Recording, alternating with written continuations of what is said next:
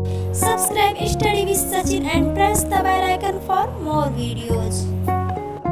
Hello दोस्तों, स्वागत है आप सभी का एक बार फिर से अपने YouTube channel study with Sachin में। तो आज हम बात करेंगे यूपी डीएलएड द्वितीय सेमेस्टर के फर्स्ट प्रश्न पत्र वर्तमान भारतीय समाज और प्रारंभिक शिक्षा के कुछ महत्वपूर्ण अति लघु प्रश्नों के बारे में। इसके बहुविकल्पी मैं पहले आपको करा चुकी हूँ। अगर आपने वो वीडियो नहीं देखी है तो डिस्क्रिप्शन में लिंक दी गई है, आप वहाँ से जाके वीडियो देख सकते हैं। तो चलिए इसी के साथ हम आगे बढ़ते हैं। आज का हमारा पहला प्रश्न है, बौद्धकालीन शिक्षा के अंतर्गत मठ में प्रवेश के पूर्व कौन सा संस्कार होता था? तो जो इसमें हमारा उत्तर दिया गया है वो है प्रव्रजा संस्कार। तो चलिए इसी के साथ हम आगे देखते हैं। आज का हमारा अगला प्रश्न है, शिक्षा के किस उद्देश्य के अंतर्गत व्यक्ति के उच्चतम विकास अथवा आत्मज्ञान पर बल दिया जाता है? तो जो इसमें हमारा उत्तर दिया गया है वो है आदर्शवाद। ठीक है ना। तो चलिए हम आगे बढ़ते हैं। वह शिक्षा जिसमें किसी निश्चित पाठ्यक्रम, विद्यालय तथा वातावरण की आवश्यकता नहीं होती है। तो जो इसका हमारा उत्तर होगा वो है प्रगतिवाद। ठीक है ना। तो चलिए हम आगे देखते हैं। आज का हमारा अगला प्रश्न है, विद्यालय प्रगति की गोद में स्वतंत्र एवं खुले वातावरण में हो, यह विचार किसने दिया? तो जो इसका हमारा उत्तर होगा वो है रूसो। ठीक है ना। तो चलिए हम आगे देखते हैं। छात्रों को गतिविधि या उदाहरण के माध्यम से पाठ पढ़ाते समय ही व्याकरण शिक्षण सहजता से पढ़ाने की वकालत किसने किया? तो जो इसका हमारा उत्तर दिया गया है वो है जॉन डीवी। तो चलिए इसी के साथ हम आगे बढ़ते हैं। आज का हमारा अगला प्रश्न है, सच्ची शिक्षा वही है जो छात्रों में व्यक्तित्व का विकास कर उनमें आत्मज्ञान, नागरिक दायित्व, जनतंत्र में आस्था, अहिंसा, एकता व भाईचारा जैसी भावनाओं को उत्पन्न करती है। यह सोच विचार किसका है? तो जो इसमें हमारा उत्तर दिया गया है वो है महात्मा गांधी। ठीक है ना। तो चलिए हम आगे देखते हैं। मानव की शिक्षा नामक पुस्तक के रचयिता कौन है? तो जो इसका हमारा उत्तर होगा वो है फ्रोवेल। तो चलिए हम आगे देखते हैं। किस शिक्षा शास्त्री ने अपने शिक्षण प्रणाली में विद्यालय को बाल भवन कहा? तो जो इसका हमारा उत्तर होगा वो है गिजुभाई बघेला। ठीक है ना। तो चलिए हम आगे देखते हैं। जनसंख्या शिक्षा को राष्ट्रीय कार्यक्रम के रूप में किस वर्ष लागू किया गया? तो जो इसका हमारा उत्तर होगा वो है 1969। तो चलिए इसी के साथ हम आगे देखते हैं। आज का हमारा अगला प्रश्न है, शिक्षा का निश्चित स्तर तक सभी लोगों के लिए अनिवार्य एवं निःशुल्क उपलब्ध कराना किस योजना कार्यक्रम का तात्पर्य है? तो जो इसका हमारा उत्तर होगा वो है शिक्षा का सार्वभौमिकरण, शिक्षा को प्रत्येक बच्चे तक पहुंचाना। ठीक है ना। तो चलिए हम आगे देखते हैं। एक निश्चित आयु स्तर से कम आयु स्तर के बालकों से घरेलू कार्य कराना कहलाता है। तो जिसका हमारा उत्तर होगा वो है बाल श्रम। तो चलिए इसी के साथ हम आगे देखते हैं। परिवार, समाज, राज्य एवं जनसंचार माध्यम किसके प्रभावी कारक हैं? तो जो इसका हमारा उत्तर है वो है शिक्षा। ठीक है ना। तो हम आगे देखते हैं। विद्यालयों में सभी को एक साथ रखना, सबके साथ समान व्यवहार करना व सभी के बीच एकता बनाए रखना क्या कहलाता है? तो जो इसका हमारा उत्तर होगा वो है शैक्षिक अवसरों की सामान्यता। ठीक है ना। तो चलिए हम आगे देखते हैं। विद्यालय समाज में सभी के बीच लिंग भेदभाव के कार्य व्यवहार करना कहलाता है। तो जो इसका हमारा उत्तर होगा वो है लैंगिक समानता। ठीक है ना। तो चलिए हम आगे देखते हैं। वैदिक साहित्य में शिक्षा शब्द का प्रयोग किन अर्थों में किया गया? तो जो इसका हमारा उत्तर है वो है विद्या, ज्ञान, बोध और विजय के रूप में प्रयोग किया गया। ठीक है ना। तो चलिए हम आगे बढ़ते हैं। बौद्धकालीन शिक्षा का मुख्य उद्देश्य क्या था? तो जिसका हमारा उत्तर है वो है मोक्ष था। बौद्धकालीन शिक्षा का प्रमुख उद्देश्य मोक्ष था। ठीक है ना। तो चलिए हम इसी के साथ आगे बढ़ते हैं। आज का हमारा अगला प्रश्न है, शिक्षा में प्रयोजनवाद के जन्मदाता कौन है? तो जो इसका हमारा उत्तर दिया गया है वो है चार्ल्स पियर्स, 1839 से 1914। ठीक है, तो चलिए इसी के साथ हम आगे बढ़ते हैं। सर्वोत्तम शिक्षा वही है जो संपूर्ण सृष्टि से हमारे जीवन का सामंजस्य स्थापित करती है। यह कथन किसका है? तो जिसका हमारा उत्तर है वो है रविंद्रनाथ टैगोर। तो चलिए इसी के साथ हम आगे देखते हैं। बालकों को बाल देव भव की संज्ञा किसने दी थी? तो जो इसका हमारा उत्तर है वो है गिजू भाई।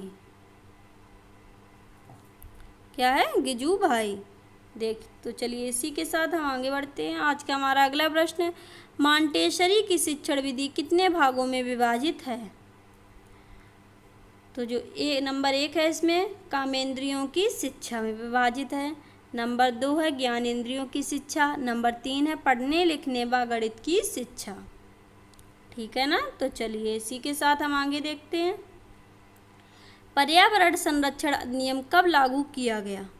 तो जो इसमें हमारा उत्तर दिया गया है वो है वर्ष 1986 में। ठीक है ना। तो चलिए इसी के साथ हम आगे देखते हैं। भूमंडलीय ताप वृद्धि किसे कहते हैं? तो जो इसमें हमारा उत्तर दिया गया है वो है सामान्यतः भूमंडलीय ताप वृद्धि का आशय पृथ्वी के ताप में क्रमशः आने वाली वृद्धि से है। ठीक है ना। तो चलिए हम आगे बढ़ते हैं। बालिका शिक्षा की 2 प्रमुख समस्याएं लिखिए। तो जो नंबर 1 है वो है शैक्षिक अवसरों की समानता की समस्या। नंबर 2 है कन्याओं की शिक्षा के प्रति उचित दृष्टिकोण का अभाव।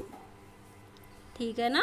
तो चलिए इसी के साथ हम आगे बढ़ते हैं। आज का हमारा अगला प्रश्न है, किन्हीं 4 मानवीय मूल्यों का उल्लेख कीजिए। तो जो 1 है वो है सच्चाई, 2 है सत्यनिष्ठा, तीसरा है उत्तरदायित्व की भावना और चौथा है दया भाव। ठीक है ना। तो चलिए हम आगे बढ़ते हैं। फ्रोवेल द्वारा किस शिक्षण विधि का प्रतिपादन किया गया? तो जो इसमें हमारा उत्तर दिया गया है वो है किंडरगार्टन।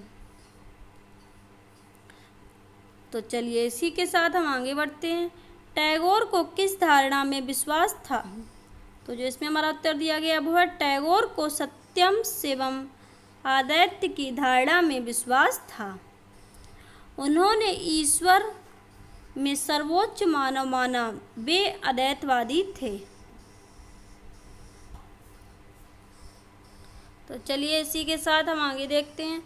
फ्रोवेल की किन्हीं 2 प्रमुख रचनाओं के नाम लिखिए। तो जो फ्रोवेल की पहली रचना है वो है एजुकेशन ऑफ मैन और जो दूसरी है वो है मदर एंड प्लेस सॉन्ग्स। ठीक है ना। तो चलिए इसी के साथ हम आगे देखते हैं। प्रयोजनवाद किसमें आस्था नहीं रखता है?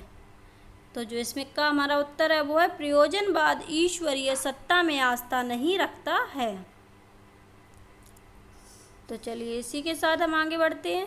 शिक्षण विधि के जनक कौन है? तो जो इसका हमारा उत्तर है वो है सुकरात। तो चलिए इसी के साथ हम आगे बढ़ते हैं। प्रगतिवाद को दूसरे किस नाम से जाना जाता है? तो जो इसका हमारा उत्तर है वो है भौतिकवाद के नाम से। क्या? भौतिकवाद के नाम से। तो चलिए इसी के साथ हम आगे बढ़ते हैं। फ्रोवेल ने किंडरगार्टन का प्रारंभ कब किया? तो जो इसका हमारा उत्तर है वो है 1839 में। चलिए इसी के साथ हम आगे बढ़ते हैं। समाज के प्रमुख कार्य लिखिए। तो जो समाज के प्रमुख कार्य हैं, समाज बालकों के लिए शिक्षा संस्थानों की स्थापना, समाज बालकों के लिए शिक्षा संस्थानों की स्थापना करता है, उन संस्थानों को चलाने के लिए उनकी वित्तीय सहायता करता है। ठीक है ना। तो चलिए हम आगे बढ़ते हैं। मूल्य का अर्थ लिखिए। तो जो मूल का अर्थ है इसमें उत्तर दिया गया है, मूल शब्द का शब्दकोशीय अर्थ है व्यक्ति या किसी वस्तु का ऐसा गुण जिसके कारण वह महत्वपूर्ण, सम्मानीय तथा उपयोगी सिद्ध हो जाए। ठीक है। तो चलिए हम आगे बढ़ते हैं। बाल अपराध के प्रमुख बिंदु कितने प्रकार का होता है? गरीबी, भुखमरी, अशिक्षा, उचित वातावरण का ना मिलना, जागरूकता आदि। ठीक है ना। तो चलिए हम आगे बढ़ते हैं। कलकत्ता मदरसा किस सन में खोला गया? तो जो इसका हमारा उत्तर दिया गया वो सन 1781 सन 1781 में प्रथम गवर्नर जनरल वारेन हेस्टिंग्स द्वारा कलकत्ता मदरसा खोला गया। कब खोला गया? सन 1781 में। ठीक है ना। तो चलिए हम आगे बढ़ते हैं।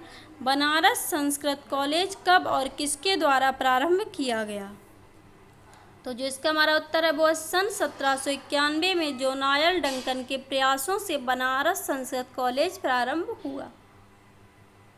ठीक है ना। तो चलिए हम आगे बढ़ते हैं। मैकाले ने अपना विवरण कब प्रस्तुत किया? तो जो इसमें हमारा उत्तर दिया गया है वो है 2 फरवरी 1835 को अपना विवरण प्रस्तुत किया। ठीक है ना। तो चलिए हम आगे बढ़ते हैं। वुड घोषणा पत्र के आधार पर कंपनी ने शिक्षा नीति कब घोषित की? तो जो कंपनी ने शिक्षा नीति घोषित की थी वो है 19 जुलाई 1854 को अपनी शिक्षा नीति घोषित की। ठीक है ना। तो चलिए हम आगे बढ़ते हैं। निरौपचारिक शिक्षा के विभिन्न साधनों में किस आयु वर्ग के लिए अधिक दबाव डाला गया? तो जो इसका हमारा उत्तर होगा वो है 11 वर्ष से 14 वर्ष तक। ठीक है ना। तो चलिए हम आगे बढ़ते हैं। बुनियादी शिक्षा का जनक माना जाता है। तो जो इसका हमारा उत्तर दिया गया वो है महात्मा गांधी।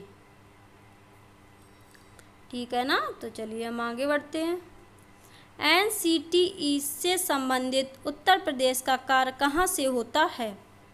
तो जो इसका हमारा उत्तर है वो है पूर्व में जयपुर से संचालित होता है, किंतु वर्तमान में दिल्ली से ही होता है।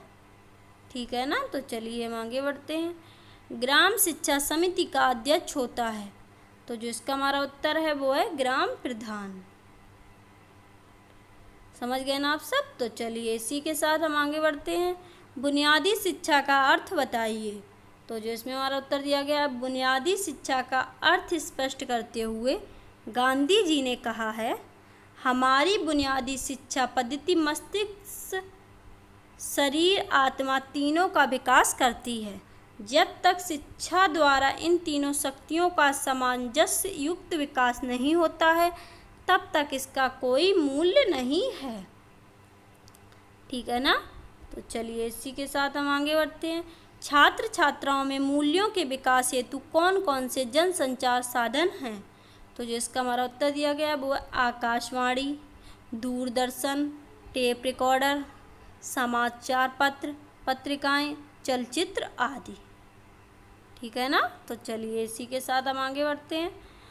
भूमंडलीय ताप वृद्धि किसे कहते हैं? तो जो इसका हमारा उत्तर दिया गया है वो है सामान्यतः भूमंडलीय ताप वृद्धि का आशय पृथ्वी के ताप में क्रमशः आने वाली वृद्धि से है। ठीक है ना। तो चलिए हम आगे बढ़ते हैं। किन्हीं 4 मानवीय मूल्यों का उल्लेख कीजिए। तो जो इसका हमारा उत्तर दिया गया है वो है सच्चाई, सत्यनिष्ठा, उत्तरदायित्व की भावना, दयावान आदि। ठीक है ना। तो चलिए हम आगे बढ़ते हैं। वैदिक साहित्य में शिक्षा शब्द का प्रयोग किन अर्थों में किया गया?